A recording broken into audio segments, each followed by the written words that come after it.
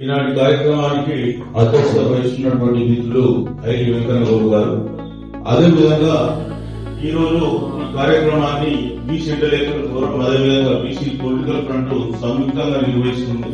మరి BC political front chairman మిత్రులు బాలగోన్ బాలరాజు గారు అనునిత్యం బీసీలకు సంబంధించిన ఏదో ఒక ఇష్యూ తీసుకుని మరి గత 1 year నుంచి అనుకూలంగా పోరాటం చేస్తున్నటువంటి వ్యక్తి బాలగోన్ బాలరాజు గౌడ్ గారు.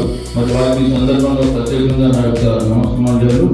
అదేవిధంగా ఈ కార్యక్రమంలో పాల్గొంటున్నటువంటి మన BC political front vice president Durgarao గారు, వైరి శేఖర్ గారు బీసీ కన్వీనర్, అదేవిధంగా ఇరికంటి విజయ్ కుమార్ గారు, అంబాల నారాయణ గారు, అదేవిధంగా బీసీ ఇంటలెక్చువల్ సంబంధించిన జిల్లా శ్రీకాంత్ గారు, విజయనాథ వెంకన్న గారు, లాయర్స్ ప్రెసిడెంట్ పొన్నం దేవరాజు గారు, గణం నరసింహ గారు, గోరి గారు, సురేష్ ఆనంద్ గారు, పివి శంకరన్న గారు, నాగకృష్ణ గారు, ఇంకా ఇద్దరు చాలా మంది ఉన్నారు. వారందరికీ కూడా పేరు పెట్టిన నా యొక్క నమస్కారం.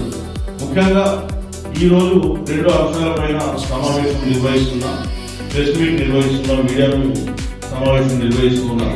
ఒకటి బీసీలకు సంబంధించినటువంటి రక్షణ, రెండవది 9వ షెడ్యూల్లో 42% రిజర్వేషన్ చేశారు. ఈ 2 అంశాల గురించి నేను ఇక్కడ ఎక్స్ప్లెయిన్ చేస్తాను.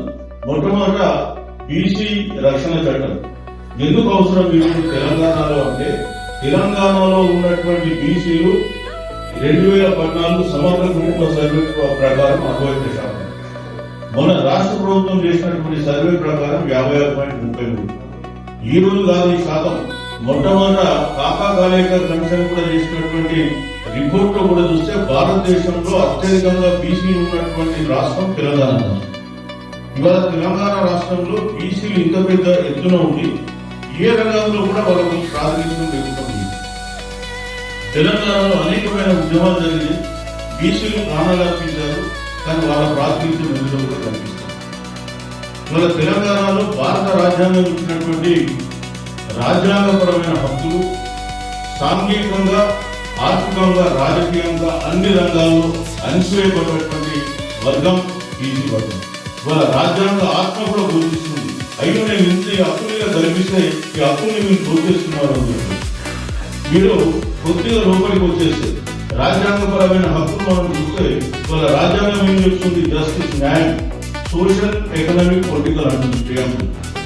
అట్లనే మీరు ఆర్టికల్ 14కి పోతే సమానత్వం మాట్లాడుతుంది. ఎక్కడ ఉంది మన తెలంగాణ రాష్ట్రంలో సమానత్వం? ఏ రంగంలో చూసినా 1-2 కులాలు మాత్రమే ఆధిపత్యం చెలాయిస్తుంది. ఇంతవరకు మన భక్తులందరూ చెప్తున్నారు ఎక్కడెక్కడ ఎలాంటి వివక్షత చూపిస్తున్నారు. మరి సామాజిక వివక్షత ఇంత తీవ్ర స్థాయిలో ఉంది. ఇవాళ బీసీల పరిస్థితి ఏమైందంటే అటు పైన మధ్యలో మేము ఉన్నాం, కింద కూడా. సో ఎటు కాకుండా నలిగిపోయేటువంటి పరిస్థితి బీసీలకు.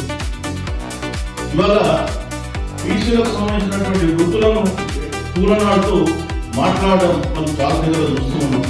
నినాదం ఉన్న మన నల్గొండ జిల్లాలో ఒక డిసిసి ప్రెసిడెంట్ బీసీ అయిన పుణ్యానికి ఆయన ముఖం కూడా చూడండి అక్కడ ఉన్నాము. అది పరిస్థితి.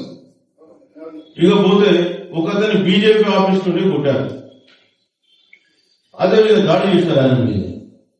అదేవిధంగా ఇంకా అనేకమైనటువంటి ఉదాహరణలు ఇంతకుముందు వక్తలు చెప్పినారు. సో ఇవాళ బీసీలకు తెలంగాణ రాష్ట్రంలో రక్షణ లేకపోతే మీరేదైతే రాజ్యాంగం కల్పించిన హక్కులు అమలైతుంది. ఇవాళ మనం చూస్తే నేను ఓన్లీ ఆర్టికల్ 14 సమానత్వమే కాదు, విద్యారంగంలో కానీ 15-4, 15-5 కానీ, ఉద్యోగ రిజర్వేషన్ లో కానీ 16-4 కానీ ఎందులో కూడా బీసీలకు సంబంధించినటువంటి రక్షణ లేదు. అందుకే మేము ఏం కోరుతున్నాం? మాకు రాజ్యాంగపరమైన రక్షణలు కావాలి, మా రిజర్వేషన్లకు రక్షణ కావాలి. అదేవిధంగా మాపై వివక్షతకు ఎవరైతే బాగుపడుతున్నారో వాళ్ళకు తక్షణం శిక్షలు వేసి వాళ్ళను జైల్లో పెట్టాలి, వాళ్ళకు శిక్షలు పడాలి. అట్లాగే మాకు